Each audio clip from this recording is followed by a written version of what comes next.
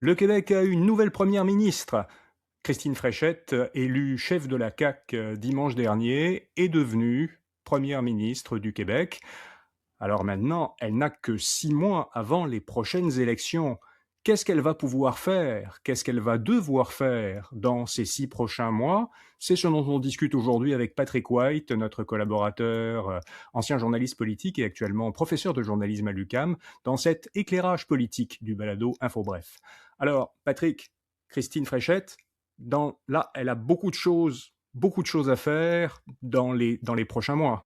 Oui, puis d'abord s'occuper de la politique interne à l'intérieur de son parti, c'est-à-dire d'aller retrouver l'unité dans ce parti-là. La course à la chefferie a quand même fait mal, hein. C'était une lutte relativement féroce entre Bernard Drinville, beaucoup plus à droite, beaucoup plus restrictif sur l'immigration, davantage nationaliste. Alors, il a perdu Bernard Drinville et il y a beaucoup de gens qui l'ont appuyé, même à la dernière minute, dont le ministre de la Justice, le procureur général, Simon Jolin Barrette. Donc, on se rend compte quand même qu'il y a une unité à rebâtir avec le caucus. Donc, rencontre au caucus mercredi soir à Québec. Et par la suite, ben, c'est d'essayer d'impressionner les gens à la maison avec un remaniement ministériel où on a une marge de manœuvre extrêmement mince. Elle veut réduire le cabinet, donc il y a des gens qui vont être déçus. Comment est-ce qu'elle compose? Quel rôle elle va donner à Bernard Drinville? Ça doit être un rôle important. Lui aimerait l'économie. Quel rôle donner à Simon Jolin Barrette qui ne l'a pas appuyé?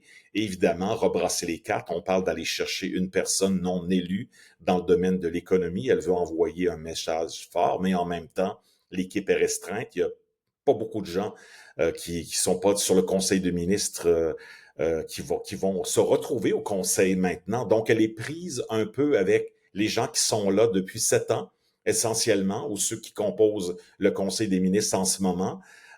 Donc, un petit rebrassage de cartes, mais on est à 6 mois des élections.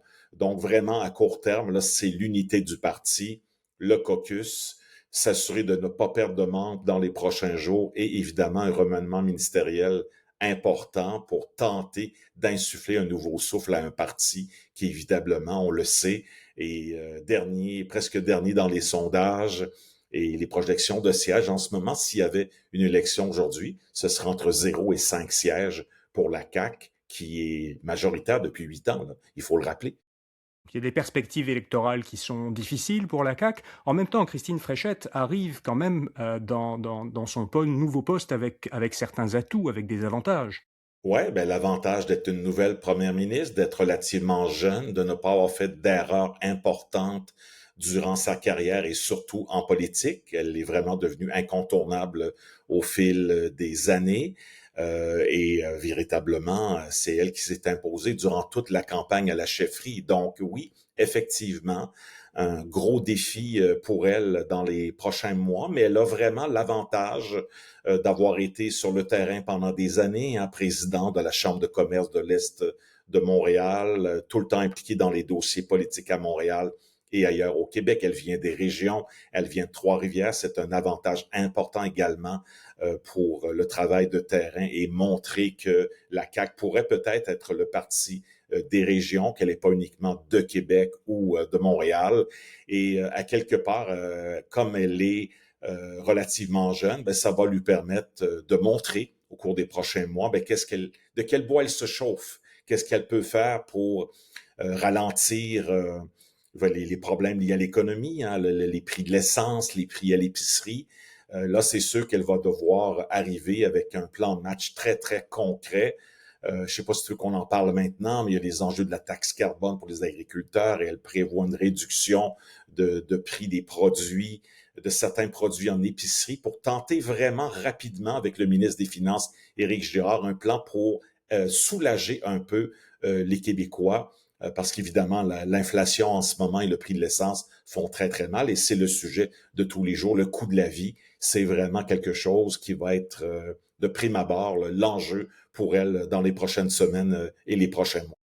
Donc elle doit travailler sur de 2 côtés. Tu as parlé de ce qui se passe à l'intérieur du parti, et puis cette dynamique-là pour préparer les élections. Mais en même temps, en termes de décision, d'essayer de prendre des décisions et de faire avancer des choses. Mais en même temps, 6 mois, c'est relativement court. Quelle est vraiment sa marge de manœuvre? Qu'est-ce qu'elle va pouvoir vraiment, réellement faire en termes de politique dans les prochains mois? Ben, vraiment pas grand-chose, en fait, c'est ça l'enjeu et le problème pour elle. C'est le Parlement, l'Assemblée nationale du Québec revient le 5 mai. Ça va siéger maximum 5 à 6 semaines et le Parlement ne reviendra pas avant l'élection d'octobre 2026. Donc, ça va être pas des coups d'épée dans l'eau, là, mais oui, elle peut annoncer des réductions sur certains produits en épicerie, enlever la TVQ, par exemple.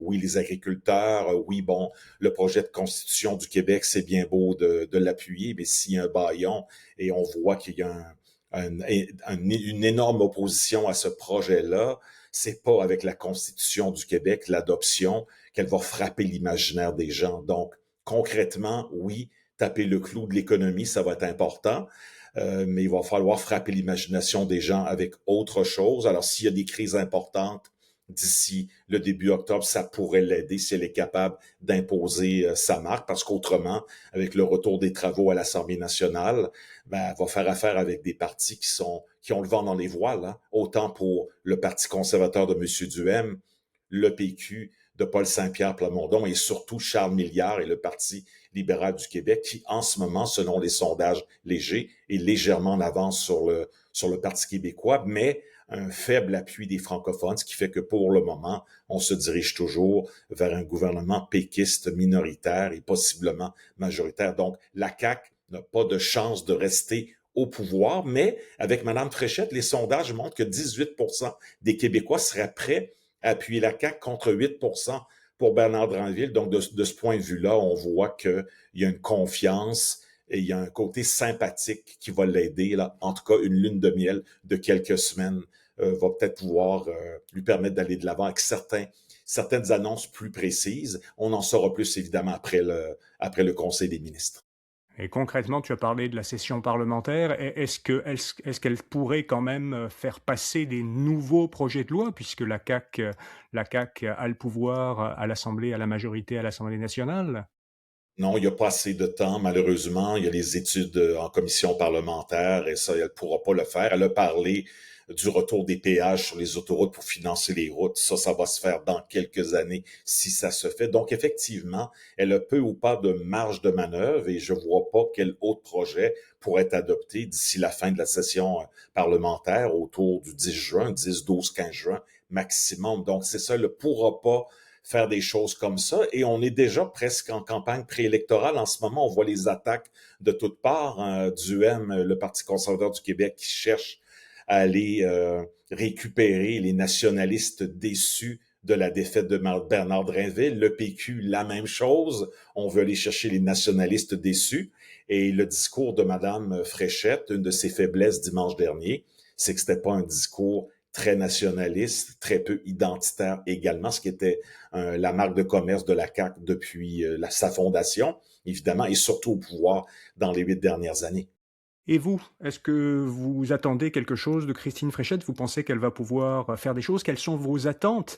Si vous nous écoutez sur YouTube, eh bien, inscrivez-le, dites-le en commentaire, quelles sont vos attentes par rapport, aux politiques et à l'attitude et puis les chances que vous lui donnez, et profitez-en aussi pour vous abonner à notre chaîne YouTube. Merci Patrick, on te retrouve pour un prochain éclairage politique mercredi 22 avril, au plus tard à 16h dans le flux du balado InfoBref. D'ici là, InfoBref vous donne rendez-vous tous les matins avec son infolettre InfoBref matin pour vous résumer chaque jour l'essentiel des nouvelles en 5 minutes, également en version balado. Vous trouverez les liens dans les notes de cet épisode ainsi que le lien vers l'infolettre de Patrick sur l'actualité des médias. Merci beaucoup, à très bientôt.